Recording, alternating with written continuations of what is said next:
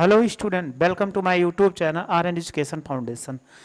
हम आपको पढ़ा रहे हैं भौतिक विज्ञान, जिसमें आप वैद्युत विभव का लेक्चर आसानी से आप समझ चुके होंगे, पूरा पढ़ भी चुके होंगे। ऐसा कोई प्रॉब्लम नहीं होगा कि डेरिवेशन में आपको कोई प्रॉब्लम होगा। बट अगर किसी स्टूडेंट को कोई प्रॉब्लम हो जाती है कि हाँ सर यहाँ पे नहीं समझ में आया, तो कमेंट्स बॉक्स में जरूर मैसेज करिएगा। और एक चीज़ जरूर, आप वीडियो जरूर देखते हो मेरी वीडियो, तो आप क्या करिए, लाइक करिए और इसके बाद कमेंट्स भी करिए हाँ सर वीडियो हमें अच्छी लग रही। तो इससे क्या होता है, हमें अच्छा लगता है कि हाँ बच्चे हमारे देख रहे हैं और वीडियो को अच्छे से देख रहे हैं। कोई प्रॉब्लम हो रही तो कमेंट्स में हाँ, तो हम और अच्छे से आपको कोशिश करने के देने के लिए, क्योंकि आपके पास मेरा कनेक्शन का कोई मार्ग है नहीं कि हम कैसे किसी के पास पहुंच सकते हैं। बहुत सारे स्टूडेंट है, कनेक्ट हैं, लेकिन हम किसी के पास जानकारी नहीं ले सकते हाँ वीडियो अच्छी लग रही है बच्चा कि नहीं, तो वो नहीं बता पा रहा है। तो आप एक ही माध्यम है, कमेंट्स बॉक्स में आप वीडियो को क्या कर दीजिए, मेंशन कर दीजिए हाँ सर वीडियो बहुत हमें अच्छी लग रही, यूजफुल है। तो आपको ऐसे अच्छी वीडियो बार बार प्रोवाइड करते रहेंगे और लास्ट एग्जाम तक आपको ऐसे चलता रहेगा, कोई प्रॉब्लम नहीं। बस जितनी वीडियो जा रही वो आप अच्छे से देखते रहो और शेयर करते रहो।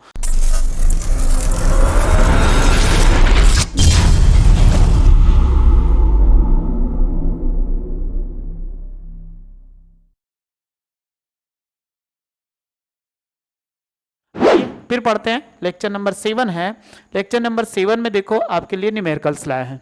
इसमें न्यूमेरिकल्स है, कह रहा है तो पहला न्यूमेरिकल अभी हमने पिछले लेक्चर में पढ़ चुका था। इसके बाद दूसरे न्यूमेरिकल देखते हैं कि दूसरा न्यूमेरिकल क्या कहता है। आसान सा एनसीईआरटी न्यूमेरिकल है, आपको ये नहीं है कि कोई बाहर से न्यूमेरिकल लेकर, एनसीईआरटी न्यूमेरिकल। कह रहा है 10 सेमी भुजा के एक समषष्ठभुज, यानी कह रहा है 10 सेमी भुजा के एक समषष्ठभुज के प्रत्येक कोने पर 5 माइक्रोकुलाम आवेश का षटभुज के विभव का परिकलन कीजिए। यानी एक समषष्ठभुज है। अब समषष्ठभुज में इसमें कहा गया कि 10 सेमी आवेश का, क्या कहा गया कि 10 सेमी आवेश है। अगर ये 10 सेमी भुजा का है, और कितना है भुजा, अगर बात करें तो भुजा कितना दिया है समषष्ठभुज का, ये 10 सेमी। और देखो आवेश कितना दिया, Q बराबर 5 माइक्रोकुलाम। और क्या बात कर रहा है, समषष्ठभुज, षटभुज या षष्ठभुज या षटभुज।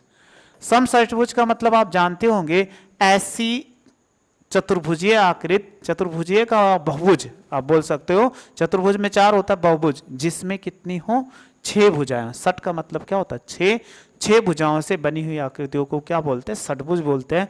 और ऐसी है जो सम है, सम होने का मतलब इसमें सभी भुजाएं आपस में बराबर है। जब आपस में बराबर है तो इन्हीं के हमें क्या करना है, ज्ञात करना है कि कितना हो जाएगा। तो चलिए आइए सॉल्व करते हैं। एक हम समषष्ठभुज बनाते हैं कि समषष्ठभुज कितना होगा। एक सेकेंड देखते हैं कोई फिगर हो। हाँ, एक बार ऐसे बना के देख लेते हैं।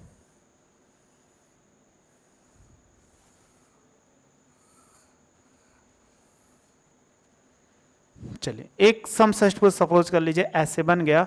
वैसे बहुत सही नहीं बना हुआ है, डिलीट मार देते हैं, फिर से बनाने की कोशिश करते हैं।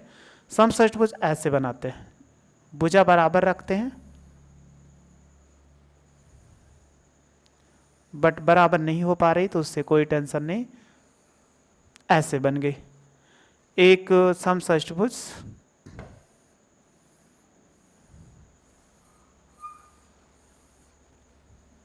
ये एक मान लिया जाए समषष्ठभुज। समषष्ठभुज में कह रहा है भुजा कितना है 10 सेमी है। एक चीज कहा गया कि ये भुजा कितनी है 10 सेमी है, यानी एक समषष्ठभुज देखो 1 2 3 4 5 6, तो ये सारी भुजाएं इसमें बना हुआ है। तो समषष्ठभुज में कितनी होती है 6 भुजाएं होती है, और 6 भुजाएं आपस में क्या है बराबर है। अब आपस में बराबर है तो इन्हीं के कह रहा है कि प्रत्येक कोने पर, क्वेश्चन देखो लिखा हुआ है कि प्रत्येक शीर्ष पर, चाहे बात किया जाए इस पर, तो इस पर अगर हम बात करें तो देखो +5 माइक्रोकुलाम यहाँ पर भी रखा है, 5 माइक्रोकुलाम यहाँ पर भी रखा गया, और +5 माइक्रोकुलाम यहाँ पर रखा गया, +5 माइक्रोकुलाम आवेश यहाँ पर रखा गया है। और जितने हैं सब पे ऐसे रखा गया, +5 माइक्रोकुलाम आवेश यहाँ पर रखा गया, +5 माइक्रोकुलाम आवेश यहाँ पर रखा गया। तो सब पे रखा गया, समषष्ठभुज के प्रत्येक कोने पर रखा गया। तो ये क्या है, एक समषष्ठभुज है। तो समषष्ठभुज के कह रहा है कि षष्ठभुज के केंद्र पर विभव कितना होगा, तो हमें ये विभव पूछ रहा है कि विभव कितना होगा। तो अगर हम विभव को ज्ञात कर लें तो देखो, अगर आप मिलाओगे इनको हम ऐसे मिला सकते हैं, ये इससे मिल जाएगा, इनको मिलाओगे तो इससे मिलेगा, इसको मिलाएंगे तो इससे मिल जाएगा। तो देखो एक दूसरा जाके कहाँ पर मिल गया ना। आप देख रहे होंगे कि कहाँ पर मिल रहा है, ओ पर मिल रहा है। तो ये क्या होता है, समषष्ठभुज का केंद्र होता है। ये चीज हमें कह रहा है कि समषष्ठभुज का केंद्र होता है। जब समषष्ठभुज का केंद्र हो तो एक चीज और होता है कि ये जो होगा यहाँ से, तो जितनी भुजा ये दिख रही है उतनी भुजा ये, इतनी भुजा ये होती है। तो आपस में क्या करते हैं, जब मिलाते हैं तो एक समबाहु त्रिभुज बना लेते हैं। जब समबाहु त्रिभुज बना लेते हैं तो इनके बीच की दूरी क्या हो जाए, अगर इसको हम सपोज कर लो r मान लें, तो r बराबर कितना आएगा, यानी r बराबर 10 सेमी। सबकी क्या होगी 10 10 10 10 10, सब पे क्या, इस पे भी बराबर, इस पे भी बराबर, इस पे भी, इस पे सब पे क्या होगी, आपस में बराबर होगी। तो यहाँ से दूरी अगर हम मान लें, इसको सपोज कर लीजिए a b c d e f, तो ये सभी दूरियां आपस में क्या होंगी, बराबर होंगी। आप कहोगे कितने आवेश, 6 आवेश है, तो हम डायरेक्ट निकाल लेते हैं। तो देखो अगर बिंदु O पर विभव निकालते हैं,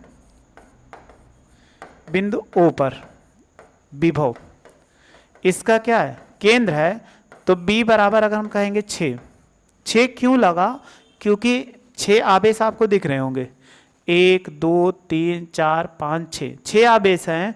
तो 6 आवेश, इसके बाद फार्मूला लगा दो कि क्या, कि 1/4 पाई एप्सिलॉन नॉट, और ये हो जाएगा Q बाई कितना R। तो R कितना है 10 सेमी, तो 10 बटा हम कितना लिख सकते हैं, 10/100, क्योंकि मीटर में कन्वर्ट करेंगे। आप भाग करो, 0 0 कट गया, 1/10 बराबर कितना 0.1 मीटर आ जाएगा। अब आप वैल्यू रखो, तो B बराबर 6 क्यों लगा है, क्योंकि 6 आवेश है, तो हम पूर्ण आवेश कुल विभव निकाल ले रहे हैं। और इसकी वैल्यू कितना है, 9 × 10 की पावर बोलो 9 हो जाएगा। और Q का मान देखो कितना दिया गया था, 5 माइक्रोकूलम। तो 5 को हम लिख सकते हैं 5 × 10⁻⁻6 कूलम, ये होता है। तो रखो इसमें 5 × 10⁻⁻6 कूलम, और R की वैल्यू कितना 0.1।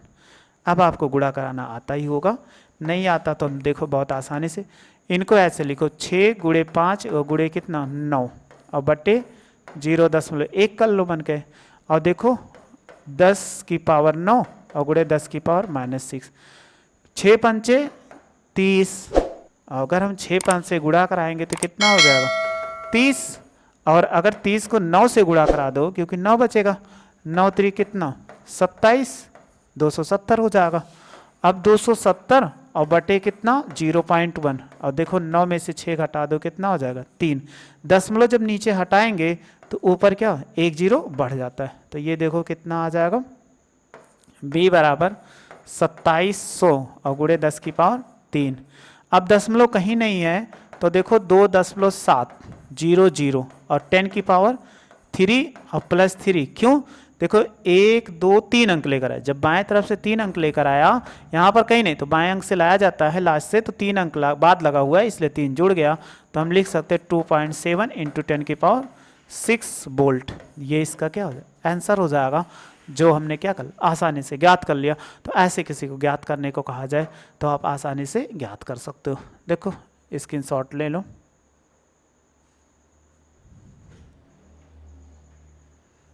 यहाँ तक ले लिए होंगे,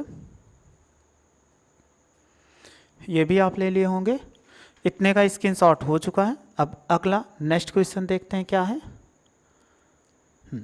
क्वेश्चन नंबर 3 क्या कह रहा है, क्वेश्चन को आसानी से आप पहले अच्छे से समझ लो फिर सॉल्व करो, क्योंकि जब तक क्वेश्चन को ना समझे तब तक हमारे लिए सॉल्व करना मुमकिन है, नामुमकिन भी है। कह रहा 6 सेमी की दूरी पर अवस्थित मतलब स्थित 2 बिंदु आवेश A और B, या A और B आवेश कह रहा 2 माइक्रोकूलम और -2 माइक्रोकूलम रखे गए हैं, निकाय के समविभव पृष्ठ की पहचान कीजिए।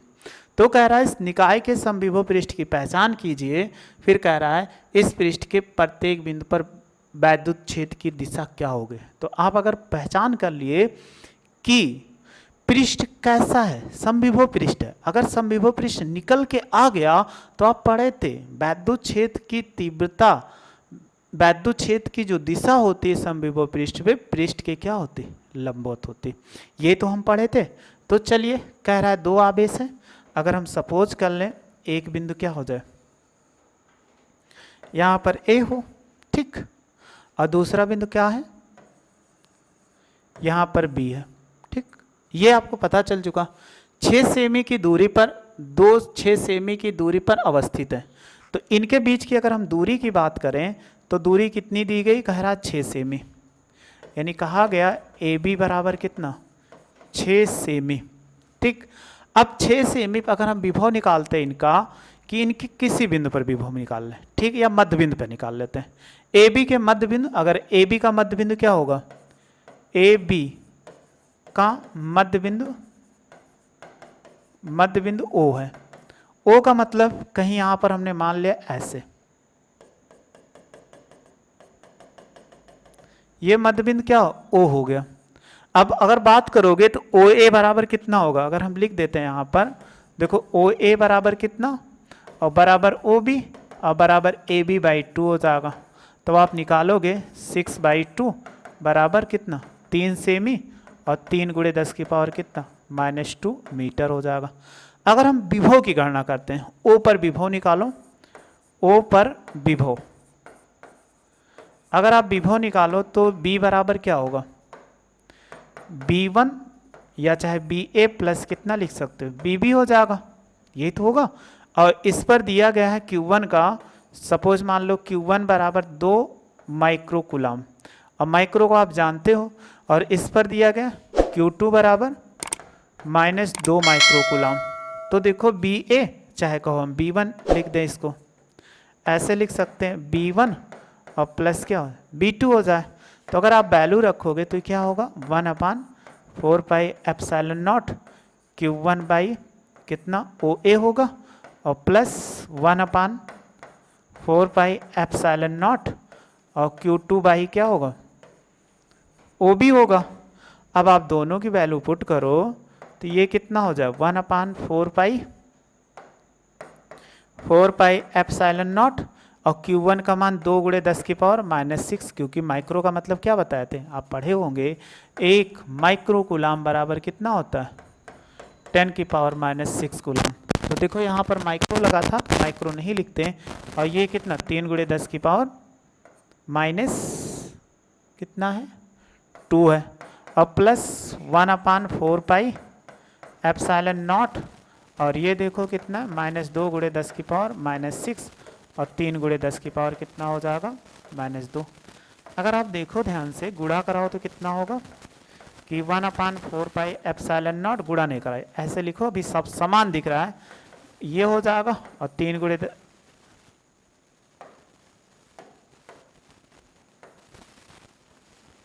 यहाँ पर कितना, 2 × 10 की पावर -6 है, और नीचे कितना, 3 × 10 की पावर -2 है, प्लस माइनस का गुणा माइनस, और 1/4 पाई एप्सिलॉन नॉट, और 2 × 10 की पावर कितना, -6, और 3 × 10 की पावर कितना, -2। ये देखो समान है, तो b बराबर कितना, 0।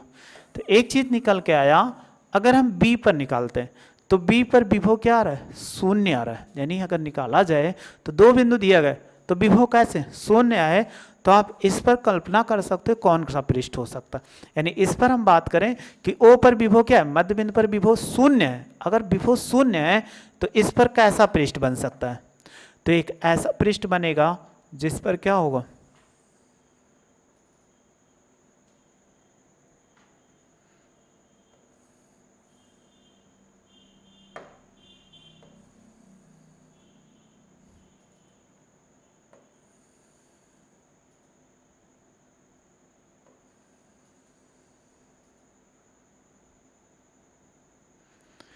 ये आपको एक पृष्ठ दिख रहा होगा।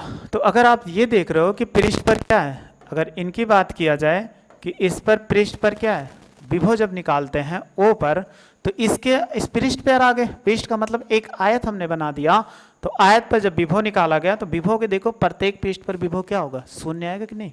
यानी एक हमने प्लेट ले लिया, प्लेट ले लेने पर उस पर विभव क्या आएगा, शून्य आएगा। जैसे हमने हाथ रख दिया इस पर, तो इस पर निकालोगे तो विभव क्या है, शून्य आएगा। अगर विभव शून्य है तो इसकी दिशा आप पढ़े थे, अगर विभव शून्य है तो वैद्युत क्षेत्र की दिशा किधर होगी, माइनस आवेश की ओर होती है। तो ये वैद्युत क्षेत्र की दिशा कैसे, ऐसे निकल जाएगा।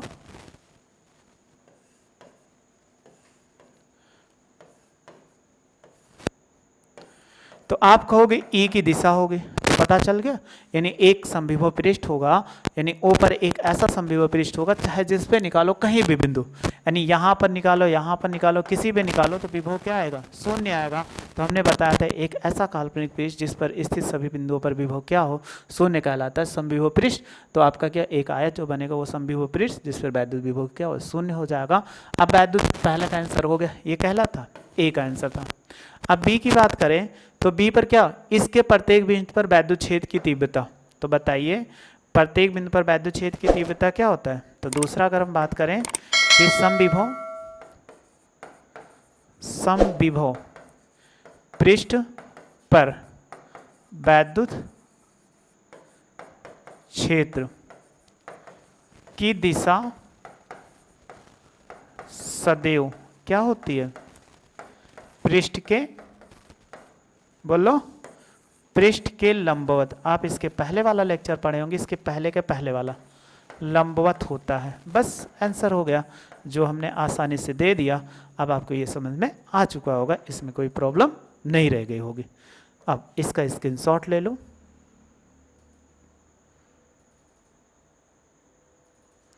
क्वेश्चन का भी ले लो और ये भी ले लो। तो आप अच्छे से समझ चुके होंगे कि न्यूमेरिकल को कैसे सॉल्व किया जाता है, किस टाइप का न्यूमेरिकल्स आते हैं। ऐसे ऐसे न्यूमेरिकल आएंगे जो आपको प्रॉब्लम करते रहेंगे, तो आप हमारी वीडियो को देखते रहोगे तो आपको न्यूमेरिकल का भी प्रॉब्लम करने वाले नहीं है। आइए नेक्स्ट क्वेश्चन फिर से सॉल्व करते हैं अगला। अब अगला क्वेश्चन है जो एनसीईआरटी बुक में तो है कि नहीं है, बट नहीं है, लेकिन इससे हमें क्या होता है, थोड़ा सा जानकारी मिल जाती हो सकता है पेपर, क्योंकि वैद्युत द्विध्रुव है तो आपको क्या ऐसा क्वेश्चन नहीं मिल सकता, वैद्युत चतुर्ध्रुवी किसे कहते हैं। तो आपको इसीलिए हमने इस क्वेश्चन को ऐड कर दिया कि ताकि आपका कॉन्सेप्ट अच्छे हो जाए। तो पेपर में क्या कह रहा है पढ़ते हैं। कह रहा है संलग्न चित्र सामने दिख रहा है, एक आवेश विन्यास ऐसे दिया गया जिसे वैद्युत चतुर्ध्रुवी कहा जाता है। अब वैद्युत चतुर्ध्रुवी आपसे पूछे किसे कहते हैं, तो एनसीईआरटी से भी पूछा जा सकता है कि वैद्युत द्विध्रुव चतुर्ध्रुवी किसे कहते हैं। दर्शाया गया है चतुर्ध्रुवी की अक्ष किसी बिंदु के लिए आर, किसी बिंदु लिए आर के विभव पर निर्भर करता है। यानी क्या करता है कि आर पर यह निर्भर करता, भी हम एक फिगर और बना देते हैं, और आर ग्रेटर देन ए, तो परिमाण की तुलना में वैद्युत द्विध्रुव, एक वैद्युत द्विध्रुव या वैद्युत एकल द्विध्रुव के लिए प्राप्त परिणाम से कीजिए। यानी आपको क्या करना है, सबको इसमें तुलना करना और एकल द्विध्रुव से हमें निकालना है। अब सबसे पहले समझ लेते हैं वैद्युत द्विध्रुव, ठीक है। चतुर्ध्रुवी, वैद्युत चतुर्ध्रुवी किसे कहते हैं, क्या लिखा हुआ है, वैद्युत चतुर्ध्रुवी। अब वैद्युत चतुर्ध्रुवी क्या होता है, वैद्युत द्विध्रुव पढ़े थे, देखो लिखा हुआ है साफ साफ, जब दो वैद्युत द्विध्रुव एक दूसरे के निकट, कह रहा है जब वैद्युत द्विध्रुव एक दूसरे के निकट इस प्रकार रखे जाएं, कह रहा है कि रखे जाएं कि उनके द्विध्रुव आघूर्ण विपरीत दिशाओं में हो, यानी उनके द्विध्रुव आघूर्ण कैसे हो, विपरीत दिशाओं में हो, तो इन्हीं को हम क्या बोलते हैं, निकाय को वैद्युत चतुर्ध्रुवी कहते हैं। बट आपको अभी भी नहीं समझ में आया होगा, तो आप कोई टेंशन ना लो, जब हम हैं तो आप काहे टेंशन ले रहे हो। अब देखो इसमें आपको एक हम ऐसे आयत से बनाते हैं, एक वैद्युत द्विध्रुव बना दिया गया। सपोज कर लीजिए ये क्या है, एक वैद्युत द्विध्रुव है। अब वैद्युत द्विध्रुव है इसी में, तो आपको देखो एक ये लिखा हुआ है, इसमें ये एक वैद्युत द्विध्रुव है। अब वैद्युत द्विध्रुव आप बताया गया था कि माइनस क्यू आवेश और प्लस क्यू आवेश, यानी ये माइनस क्यू हो जाए और ये प्लस क्यू आवेश, ऐसे बनता है। इसकी दिशा कैसी होती है, माइनस आवेश से प्लस आवेश। कोई प्रॉब्लम नहीं। यहाँ तक तो आप अच्छे समझ ही चुके होंगे कि इनकी दिशा कैसी होती है, माइनस आवेश से प्लस आवेश से। चलिए एक छोटा सा कलर फिल कर देते हैं ताकि आपको और बेटर फिगर दिखे। ये हो गया इसमें, ये क्या एक द्विध्रुव हो गया, जिसमें फिर दूसरा बनाते हैं। दूसरा आपको सेम ऐसे ही बनाना है उसको। तो इनको जब बनाते हैं तो वैद्युत द्विध्रुव, तो आप जब वैद्युत द्विध्रुव बनाएंगे तो देखो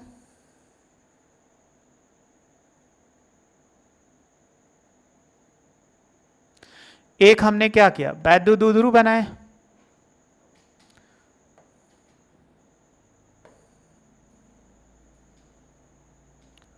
अब एक दूसरा ब्लैक कलर वाला एक आपको अन्य वैद्युत द्विध्रुव दिख रहा है, उसको हमने क्या किया, इसको लाके जोड़ दिया।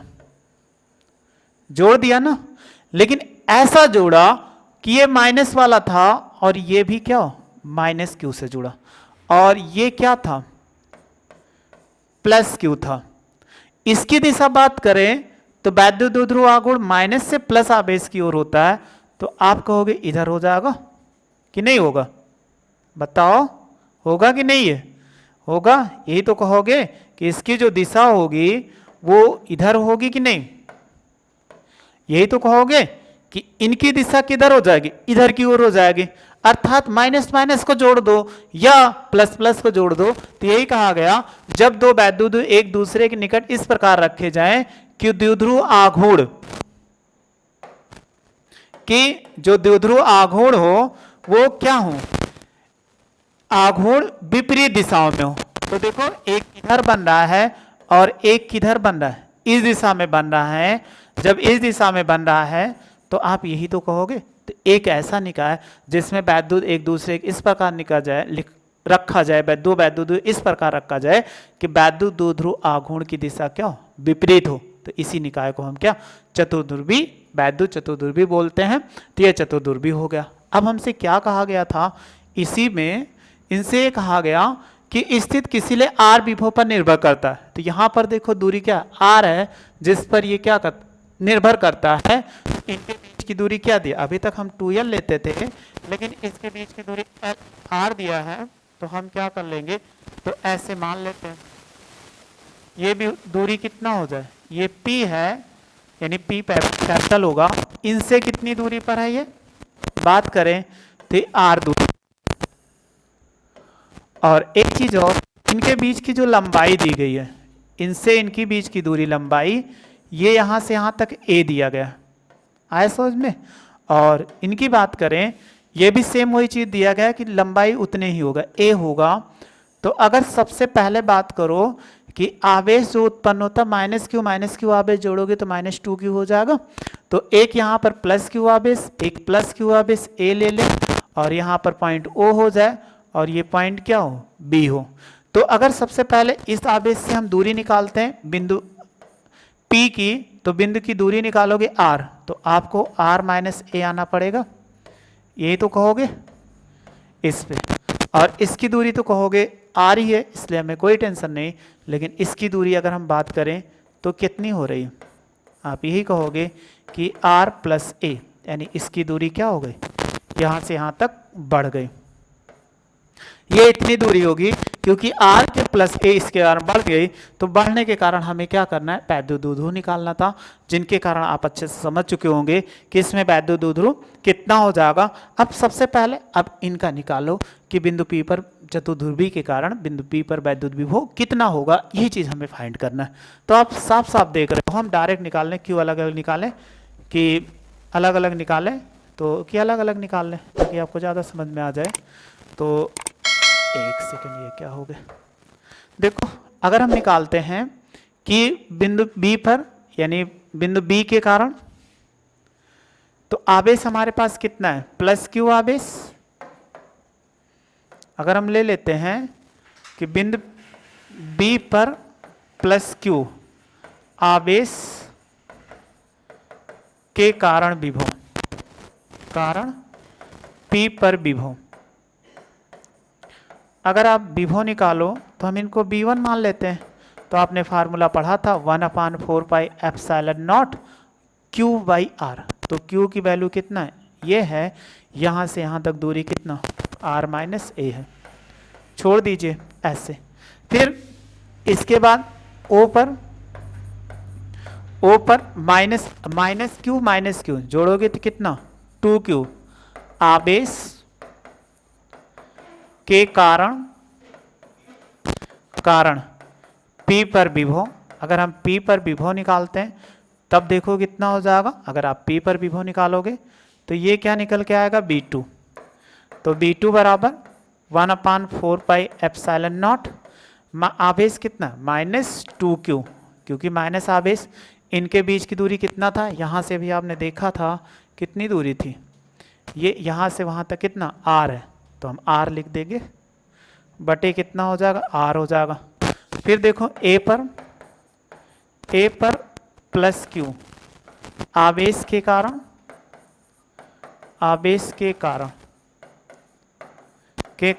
P पर विभव, अगर हम P पर विभव निकालते हैं तो देखो कितना निकल के आएगा। जब P पर निकालोगे तो आपने देखा कि ये प्लस q आवेश है, दूरी कितना r प्लस a है, तो दूरी कितना हो जाएगा, जोड़ दीजिए, तो B3 बराबर 1/4 पाई एप्सिलॉन नॉट, और कितना लिख सकते हैं q बाई r प्लस कितना a हो जाएगा। आपको एक चीज़ बताए थे, विभव कैसी राशि है, बोलो, एक अदिश राशि है। जब अदिश राशियाँ हैं तो अदिश के बीजगणितीय नियमानुसार जुड़ जाती हैं, तो आप जोड़ दो। तो बिंदु P पर विभव कितना होगा, बिंदु P पर परिणामी विभव, अगर हम परिणामी विभव निकालते हैं तो आप बोलो कितना हो जाएगा, लिख सकते हो ना कि अगर हम सबको जोड़ें B बराबर B1 और प्लस कितना B2 और प्लस कितना B3, अदिश राशियाँ जुड़ जाएंगे, जो जैसे होंगे उनको ऐसे लिख लेंगे। तो B बराबर, अगर हम B1 की वैल्यू दिखा देते हैं आपको, कितना निकाले थे, क्या निकाले थे 1/4 pi epsilon q by r minus A. B2 की वैल्यू अगर इसको माइनस लाओगे तो -1/4 pi epsilon q2 by r, और ये q, ये इतना हो जाएगा। बट डायरेक्ट आपको रख देते हैं ताकि आप देखते चले जाओ। अभी आप देखिए वो क्या था, 1/4 पाई एप्सिलॉन 0 और q बाई r माइनस ए था, फिर प्लस 1/4 पाई एप्सिलॉन नॉट, और क्या हो जाएगा कि 2q बाई r था, लेकिन ये कैसा था, निगेटिव था। जब निगेटिव था तो ये क्या निगेटिव हो जाएगा, क्योंकि -2 निगेटिव था, बाई r, फिर प्लस 1/4 पाई एप्सिलॉन नॉट और q बाई कितना r plus a, r plus a हो गया। अब आप देखो जो कॉमन हो सब बिना कुछ सोचे समझे कॉमन ले लो, तो आप यही कहोगे हमें एक ही चीज़ सबसे पहले कॉमन दिख रही, क्या q by 4 pi epsilon not, ये कॉमन हो गया। तो यहाँ पर क्या बचा 1 माइनस r माइनस ए, यहाँ पर कितना बचा 2 बाई r, यहाँ पर कितना बचा q बाई r प्लस ए। तो आप तो एलसीएम लेना तो बहुत माहिर होंगे, अपने क्लास में एलसीएम सबसे पहले सॉल्व करते होंगे, नहीं सॉल्व करते तो कोई ज़रूरत नहीं। आप देखो नीचे वाली वैल्यू को पूरा गुणे में लिख दो, जब आप गुणा में लिखेंगे तो ये हो जाएगा r माइनस ए और इंटू आर और इंटू आर प्लस ए हो जाएगा, ये इतना हो गया। अब आपको क्या करना है, जो वैल्यू नीचे दिखेगा उनको छोड़कर और सब वैल्यू क्या करना ऊपर लिख देना। अगर इनके ऊपर लिखेंगे तो ये r होगा, r प्लस ए हो जाएगा, फिर -2 है, यहाँ पर r है तो इनको r को छोड़कर r माइनस ए और r प्लस ए हो जाएगा। फिर आगे बढ़िए, यहाँ पे r प्लस ए है, तो अगर हम बात करें इनके लिखने की तो ये प्लस है, तो ये r प्लस, एक सेकेंड एक वैल्यू गलत हो गई, क्योंकि हमने इसमें q कॉमन ले लिया था। जब q कॉमन ले लिया तो यहाँ 1 ही तो बचेगा। तो देखो r प्लस ए को छोड़कर जो बचा उसको लिख दो r माइनस ए हो जाएगा। ये इतना आपको समझ में आ चुका होगा, कोई प्रॉब्लम नहीं होगी। बस जो वैल्यू नीचे होती उनको छोड़कर इसके बाद जो बचे ऊपर लिखते चले जाओ। तो b बराबर कितना होगा q by 4 pi epsilon not हो जाएगा। अब आप क्या करो, इनको गुणा करो तो r स्क्वायर और प्लस r a होगा, इनको गुणा कराएंगे, देखो a plus B A minus B, 2r² minus कितना a², डायरेक्ट कर दो। इसको गुणा कराओ तो r² माइनस RA हो जाएगा। देखो ये पॉजिटिव है और ये क्या है निगेटिव है, ये कट गया और जो नीचे बचा जैसे इनको इनके साथ गुणा कराओ तो a plus B A minus B, तो r² माइनस a² इंटू क्या लिख सकते हैं r। आप समझ ही चुके होंगे, इसमें कोई प्रॉब्लम नहीं। अब आप जब 2 से गुणा कराएंगे तो b बराबर कितना बचेगा, q/4πε0। तो देखो इनको जब गुणा कराओगे तो r जोड़ो कितना 2r², इनको गुणा कराएंगे -2r² और इनके इससे क्या कर दीजिए गुणा करा दीजिए तो 2a² और बाई कितना r² और -a² और इंटू r हो जाएगा। फिर कोई ना वैल्यू कट रही होगी, ये कट गया तो जो बचा उसको सिंपल सा बचा के आप लिख दीजिए। तो जब लिखेंगे तो b बराबर कितना q/4πε0, ऊपर कितना बचा 2a² बटे r² माइनस a² और कितना इंटू r, ये हो गया। ठीक है, अब एक चीज़ देखो, आपने पढ़ा होगा वैद्युत द्विध्रुव आघूर्ण, तो हम इनको क्या करते हैं थोड़ा सा अंदर ले जाते हैं। तो b बराबर अगर 1/4πε0 ये हो जाएगा। ठीक, अब इनको q को अंदर लेके जाओ तो आप देखो क्या लिख सकते हो, सोचो 2qa लिख सकते हैं ना, इंटू a को बाहर कर दो तो r² माइनस a² इंटू कितना r। ठीक है, अभी क्यों लिखा आपको हम बताते हैं। आपने पढ़ा होगा कि वैद्युत द्विध्रुव आघूर्ण, वैद्युत द्विध्रुव आघूर्ण क्या पढ़ा है, आघूर्ण आप पढ़े होंगे P बराबर 2QL, ये आप पढ़े थे। अगर P बराबर 2QL होता है, लेकिन इसमें 2L को जो माना गया वो A माना गया, तो 2L की लंबाई A माना गया है, तो हम इनको क्या लिख सकते हैं, अगर Q इंटू 2L ये होगा तो आप देखो लिख सकते हो P बराबर कितना QA लिख सकते हो कि नहीं यहाँ पर। तो एक और हम कर देते ताकि आपको ये बाहर दिखे।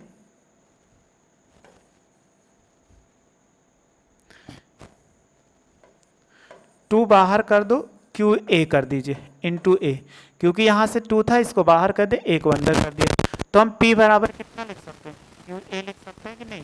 तो P बराबर QA वैल्यू रख दो, तो B बराबर हो जाएगा 1/4πε0 और इसको रखेंगे तो ये होगा 2PA और बटे कितना होगा r² और माइनस a² इंटू कितना r। ये इतना चतुर्ध्रुवी के कारण वैद्युत विभव होगा जिसकी गणना हम इतना कर सकते हैं। अब एक चीज़ देखो, अगर इनमें बात किया जाए कि ये इतना हो चुका तो हमने किसके कारण निकाला था, P के कारण आ चुका है। लेकिन अगर हम एक कंडीशन मान लें कि इसी में एक कंडीशन ऐसा मान लिया जाए कि इनके लिए एक ऐसे भी दे सकते हैं, जैसे ऐसा तो हमने बना दिया और एक ऐसा, चलो ऐसे ही बना देते कोई प्रॉब्लम नहीं, क्योंकि P बराबर हमने पढ़ा था QA।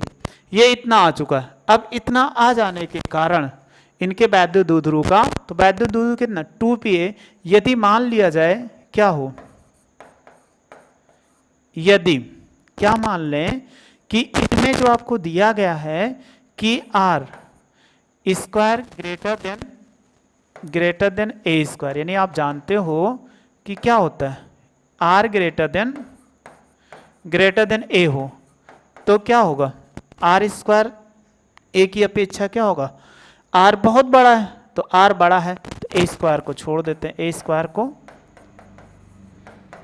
छोड़ने पर जब a² को अगर हम छोड़ते हैं तो देखो ये कितना बन जाएगा, अगर आप छोड़ दोगे, एक सेकेंड, b बराबर 1/4πε0 और ये क्या होगा 2PA बटा कितना r² इंटू r, क्योंकि इनको छोड़ देंगे a² को, तो b बराबर लिख सकते हैं 1/4πε0 और ये कितना होगा 2PA और बटे कितना r³। ये इतना हो जाएगा। किसी बिंदु पर विभव अगर निकालेंगे चतुर्ध्रुवी के कारण तो इसका आंसर ऐसे हम लिख सकते हैं। तो पहले आप स्क्रीनशॉट ले लो।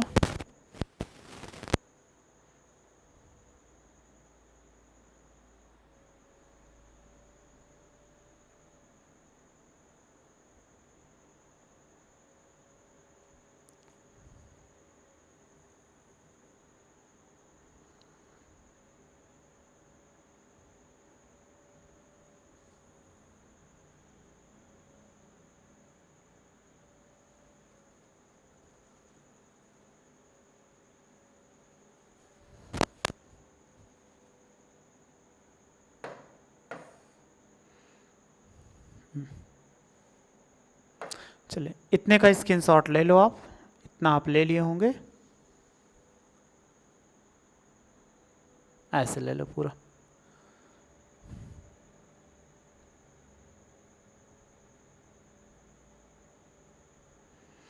इतने का स्क्रीनशॉट आप ले लिए होंगे।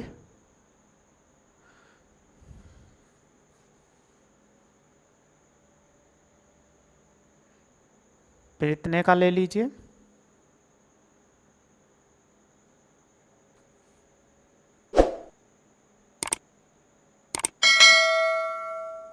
फिर इतने का ले लीजिए, फिर इतने का ले लीजिए। तो आप समझ चुके होंगे कि एक सेकंड, हाँ अब इसका स्क्रीनशॉट ले लिया। अब आप समझ चुके होंगे कि अगर हमें वैद्युत विभव को पूछा जाए तो हम कैसे क्या ना कर सकते। अब इसी में पूछा गया एकल। अगर आपसे कभी पूछा जाए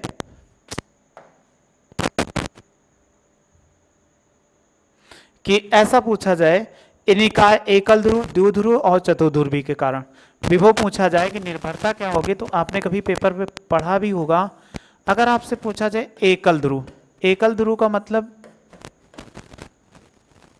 एकल ध्रुव, एकल ध्रुव के कारण तो आपने पढ़ा था बी बराबर क्या पढ़ा था कि 1/4 पाई एप्सिलॉन नॉट और क्यू बाई कितना आर। तो ये क्या करता है, बी अनुक्रमानुपाती 1/r होता है। ठीक है। अगर आपसे पूछा जाए द्विध्रुव के कारण, अगर द्विध्रुव के कारण वैद्युत विभव क्या होता है, द्विध्रुव, तो वैद्युत द्विध्रुव का बी बराबर क्या पढ़ा था 1/r²। और चतुर्ध्रुवी के कारण पूछ लिया जाए, चतुर्ध्रुवी, चतुर्ध्रुवी अगर आपसे पूछा जाए तो उनके कारण क्या हो जाएगा। अगर हम चतुर्ध्रुवी के कारण निकालते हैं, इस पे मात्रा होती है, तो चतुर्ध्रुवी कारण क्या होगा, अभी आपने देखा तो बी अनुक्रमानुपाती। कभी कभी क्वेश्चन में ऐसे पूछ लिया जाता है कि एकल ध्रुव कारण वैद्युत विभव दूरी के सापेक्ष कैसा परिवर्तित होगा 1/r, और द्विध्रुव कारण 1/r², और चतुर्ध्रुवी के कारण कितना हो बी अनुक्रमानुपाती 1/r³। बस रिलेशन खत्म होता है, इसमें और कोई प्रॉब्लम नहीं होगी। आप इसको अच्छे से सॉल्व कर लीजिएगा और देख लीजिएगा, आपको बहुत अच्छा क्वेश्चन था ये हमारे लिए, जिनको हम अच्छे से समझ गए। चतुर्भुज भी आपको नहीं मालूम था, आप अच्छे से समझ चुके हो। इसमें वीडियो अच्छे से देखे होंगे, कोई आपको प्रॉब्लम नहीं होगी। यदि वीडियो अच्छी लगी हो तो लाइक शेयर सब्सक्राइब करें। वीडियो देखने थैंक यू सो मच।